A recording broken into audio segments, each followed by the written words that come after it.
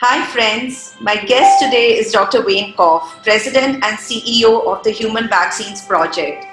He comes to us all the way from US today and has very kindly agreed to come and interview with me at 8 a.m. his time. Dr. Wayne Koff is world's leading authority on vaccines, and Life Begins at 40 is very, very pleased to have him here with us, talking about vaccines in general and COVID vaccine in particular. We've been trying to figure out a way for interfacing in India a little more. We actually are a part of a European initiative in the influenza vaccine space that is a EU-India initiative. I think DBT is supporting the Indian part of it, and the idea there is to understand how the human immune system is working in the influenza space to help us make some of the better of the influenza vaccines. So the consortium is going to run a clinical trial in Europe and India in infants, kids, and elderly, and then we and others are going to look at the immune system in a lot of detail. And try and understand who responds, who doesn't, and why, to kind of help us, move towards a better, set of influenza vaccines and eventually universal influenza vaccines. And it's got a lot of parallels in COVID. Right.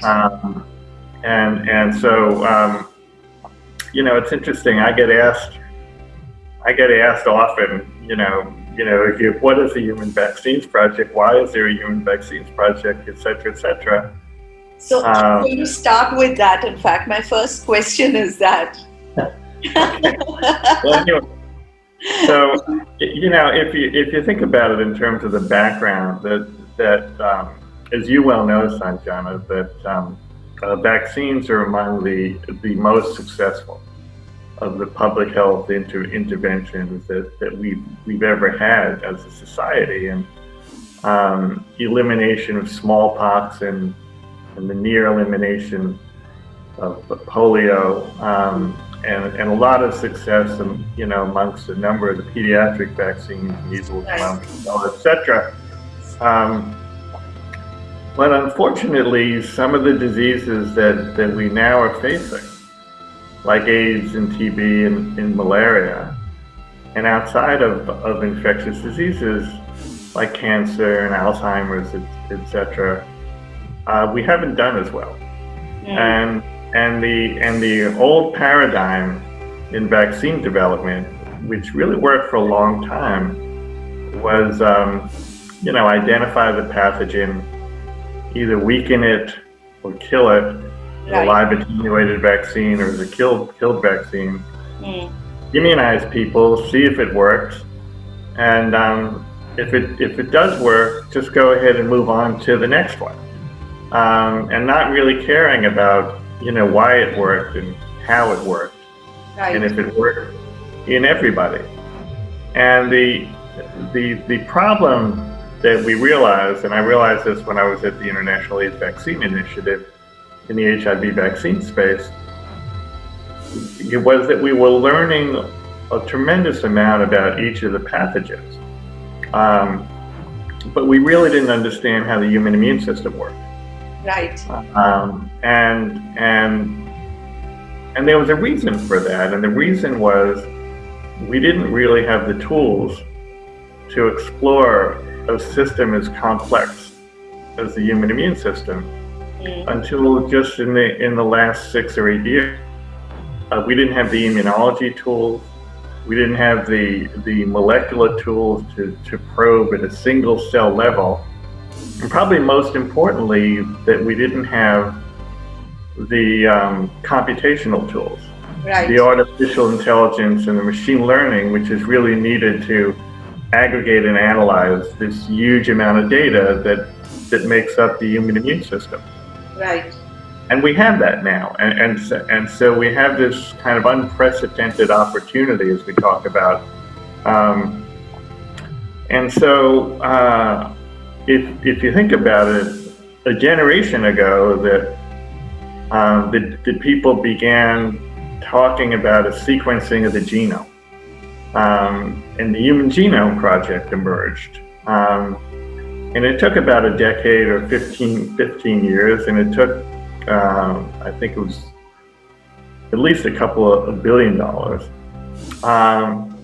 And the genome was sequenced, and now it costs about $1,000. It takes about a half a day to sequence a genome. So the technological, the revolution has enabled us to look at the human immune system in ways that we haven't been able to do.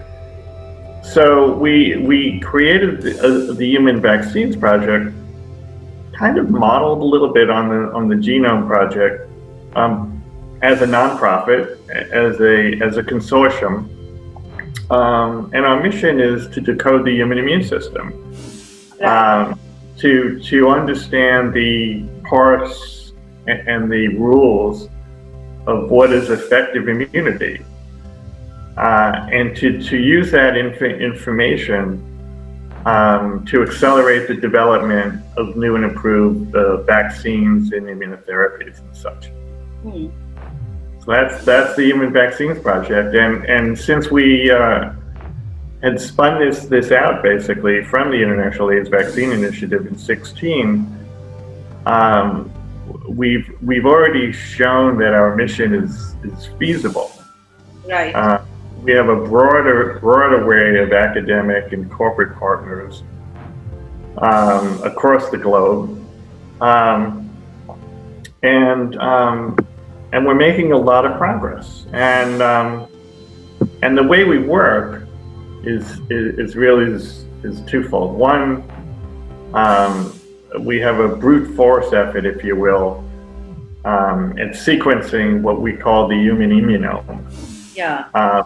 Which are all the receptors on the immune cells, such as the B cells and the T cells. And so these are billions and billions of cells, and each one has a unique receptor. Right. And so if you think about it, one of the analogies somebody's used was, if you look up at the sky and you see billions of stars, eventually we had the tools to begin identifying those. And now we have the tools to begin identifying all the parts of the human immune system. So that's one piece of the puzzle. The other piece is, how do the parts all work together? And what is the integration of the parts to be able to generate effective immunity? And how we do that is we use licensed vaccines as probes, and we immunize people, and we immunize people in the vulnerable groups, the elderly, the infants, and those living in low and middle income countries, who are most vulnerable to a number of the diseases we've been talking about. And we comprehensively analyze these people in terms of, are they making antibody responses? Are they doing well in their immunizations? Are they protected against one disease or another disease? And you don't have vaccines that are 100% effective in really everybody. You have vaccines that are 60, 70, 80, 90% and such. And so you've got an experimental group. There are some who do extremely well. There are some who don't. And so as we do more and more of these vaccine trials in more and more individuals, we have the opportunity of really understanding what is effective immunity, how to generate effective immunity, and even the ability here now, just in the early stages of predicting pre-immunization, who will do well and who won't do well. And eventually we're going to be able to modify that. And COVID, as an example, has shown that in the infectious disease space, because here's a pathogen, it's a brand new pathogen. Right. It infects people all over the world, and some people are asymptomatic, and some people have a mild infection like a common cold. Yeah. And other people have a severe, type of a respiratory disease. Other people have kidney disease and brain disease and heart disease, and a subset of people are dying. Right. So that's the bell-shaped curve we're talking about that we're attempting to understand. And eventually, the long-term goal, because of the advances in artificial intelligence and machine learning, is to use all the data that we and others in this field are generating to create an AI model of the human immune system. How has COVID-19 turned the tables for vaccine research? And with almost 300 vaccines, if I am correct in my understanding, in the pipeline, the chances of success are high, but vaccine is not about just a vaccine, it is also about dissemination. So great question, Sunshine. And the COVID has changed everything. And frankly, we are lucky that COVID has come along when it has come along. In the sense that as a result of all of the work in HIV and TB and malaria, right. The world in the vaccinology space has created multiple ways of making vaccines. We have DNA vaccines, we have RNA vaccines, we have proteins, we have peptides, we have vectors, we have live attenuated and the inactivated vaccines. Yeah. So there are about 8 or so platforms, which really were not available until the last a decade or so, and so when COVID emerged, and with the tools of molecular biology and such, one could rapidly advance a number of these platforms of the vaccines, because as soon as the Wuhan virus was identified, right. and the sequence of the genome of that virus was identified, in particular of the outer protein of the virus that is the target of the neutralizing antibodies, it was engineered and it was put into, as you mentioned, hundreds of vaccine candidates. So we do have an unprecedented international effort that is ongoing right now.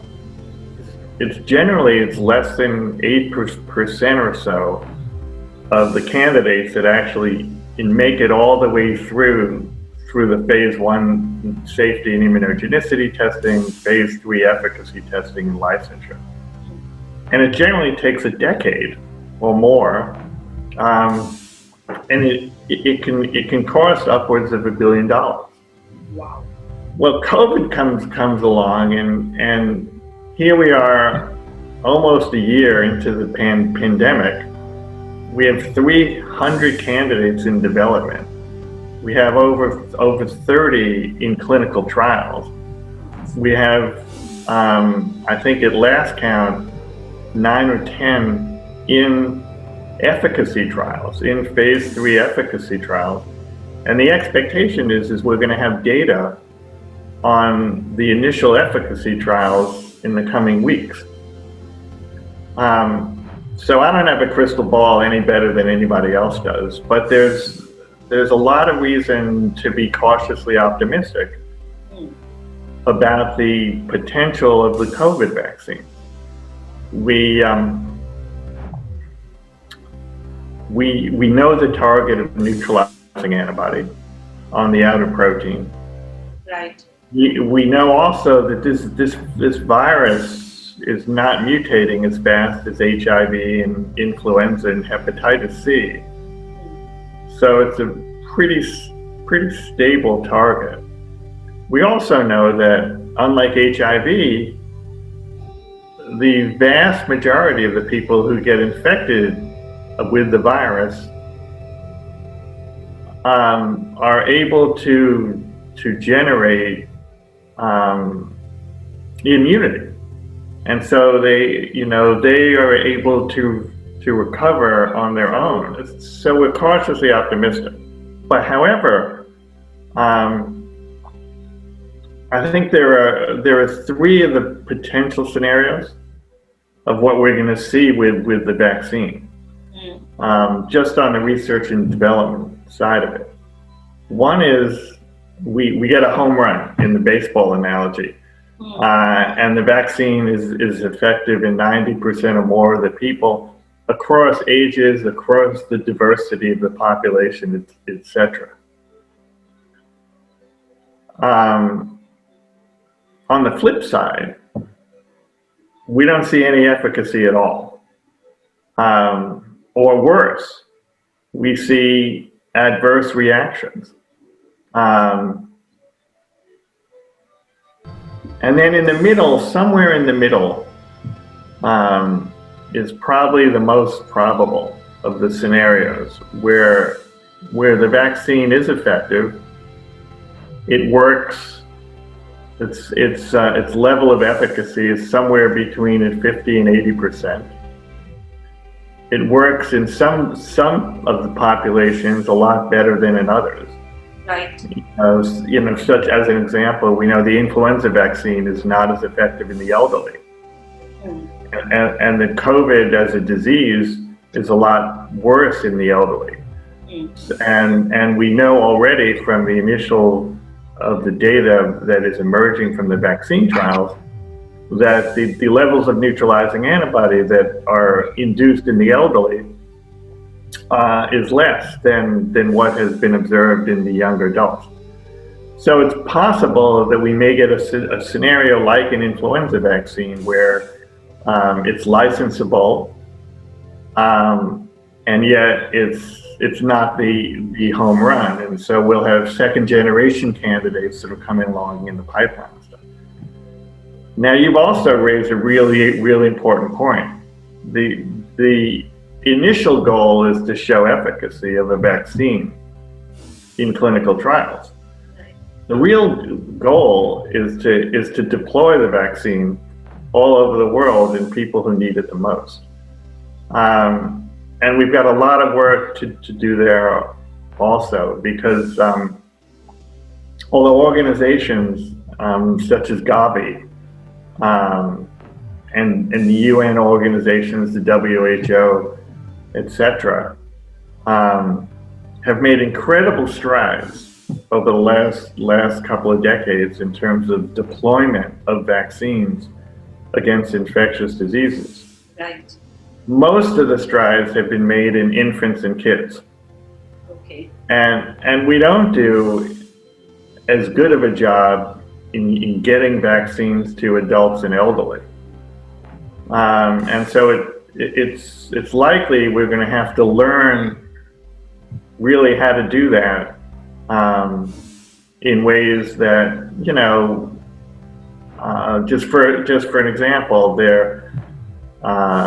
we and others have proposed that there be a series of the demonstration projects in one population group or another population group to really learn what is the best way to ensure that adults and elderly are going to receive vaccine. But there's a lot of questions around it in terms of how effective the vaccine will be. Will it be effective in all populations? How deployable will it be, et cetera, et cetera.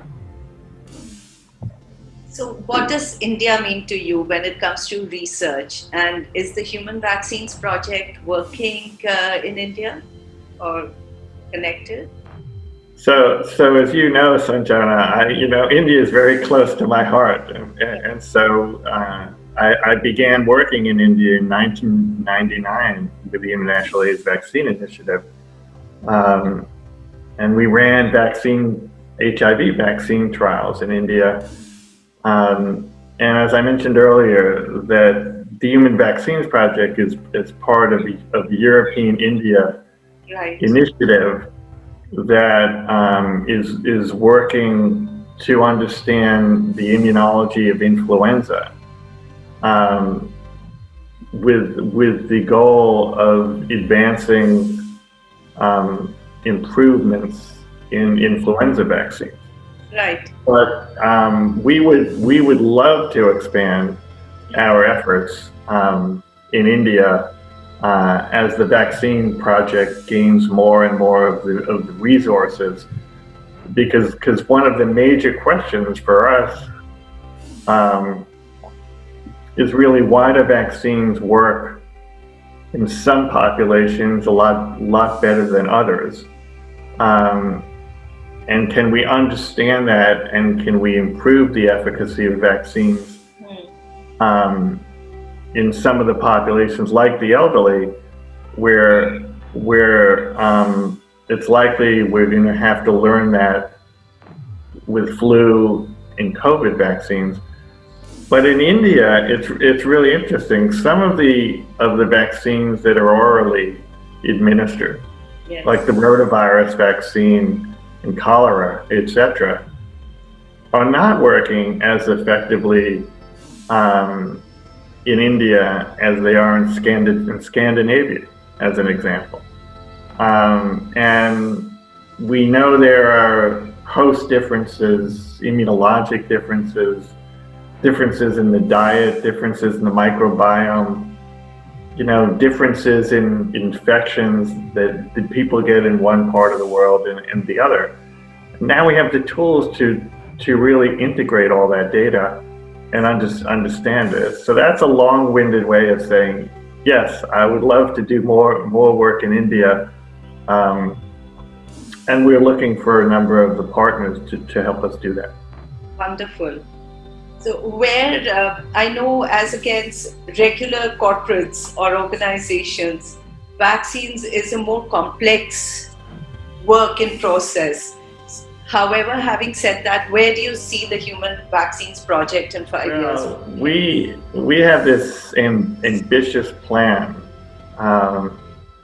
It's a 15-year plan, and we expect that if we're able to raise the financial resources that are needed to do these complex studies, that we could understand the human immunome, right, or the parts list of the human immune system in 5 years. We could understand the principles of effective immunity in 10 years. And we could have the initial AI model of the human immune system in 15 years. So those are the key milestones, if you will, or the goals that we would like to achieve. And we've already shown in small studies in the first 3 or 4 years of the project that each of those milestones is feasible. Wonderful. Thank you. So I wish you great success in achieving your milestones and your goals. So the aim of this channel is also to bring a wholesome overview of the individual or the guests that I speak with. So some quick questions on what is life outside the quest for a vaccine for Dr. Wayne. Well, life outside of the quest for the vaccine is being a husband and being a father,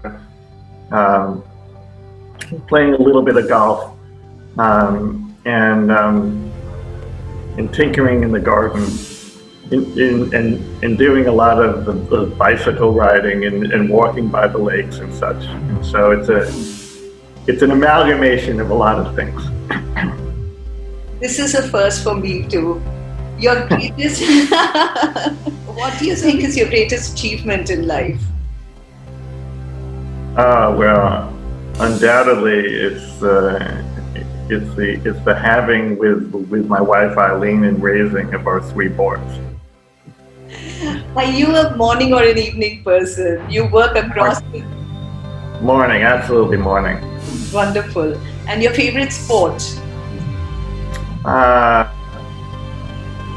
My favorite sport to watch probably is basketball, and my favorite sport to play is golf. Wonderful. And one thing that you would never do. One thing that I would never do, I probably wouldn't skydive. I've thought about it, but I probably wouldn't skydive. Okay. And the one thing that you never tire of doing.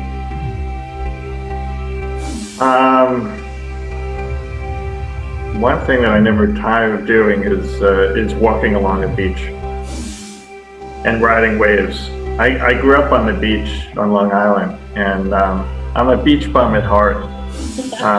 And I did a postdoc on the island of Oahu in Hawaii.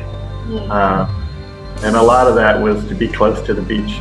Yeah. So I think I never tire of walking along the beach. A message for those wanting to take up research as a profession. Well, we need the best and the brightest. In fact, one of the things I didn't mention about the Human Vaccines Project is we're really interested in the nurturing of young investigators, and we're interested enough that we have a competition each year called the Michelson Prize, which is a Young Investigator Prize.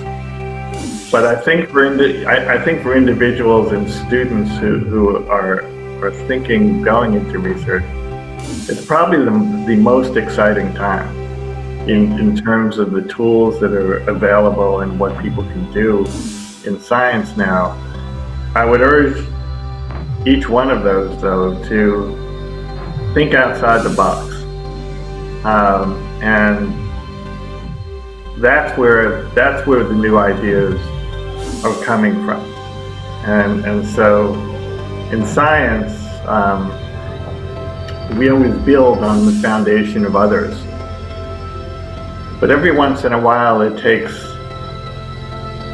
a crazy idea, or what most people think is a crazy idea, which turns out to be the inflection point, which is really taking us to another level. And we have examples of this with a number of the Nobel Prizes over the course of the years. And if you look back, the age of the investigators who won the majority of the Nobel Prizes, the key work or the seminal paper that they had of that work was done when they were a young investigator under 30 or under 35. So I would encourage people to get into science and to think outside the box and be as creative as they possibly can, but at the same time to also have an outlet outside of science in whatever is their passion, because science can be really frustrating and it can be really difficult, and a lot of the ideas and a lot of experiments that one tries are not successful, and so you have to plug along and be as persistent as you possibly can be, and it's not always the person that has the best ideas. It's a combination of that unique set in time where you have an idea and you're able to nurture that idea.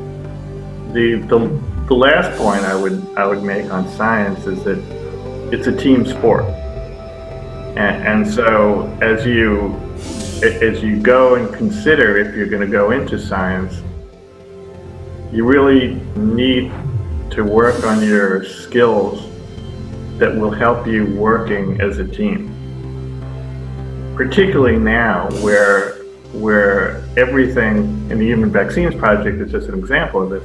Everything is huge data, and you have specialists, or we have specialists in the project in immunology and molecular biology, epidemiology, aging, and in newborn studies, and computer science and artificial intelligence and machine learning, and the list goes on and on and on. And that is the makeup of the consortium that really drives a lot of the work. And that's just one example. I think this is across all fields of science now.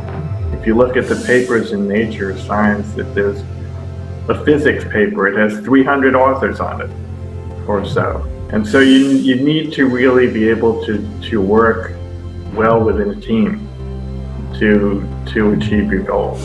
So, and I'm glad it's wonderful, Sanjana, that we've been able to reconnect after all these years. And best of luck on your journey with life begins at 40, or life after 40, and now that I've turned 40, I can really say that. Wow. You're the youngest 40-year-old I know.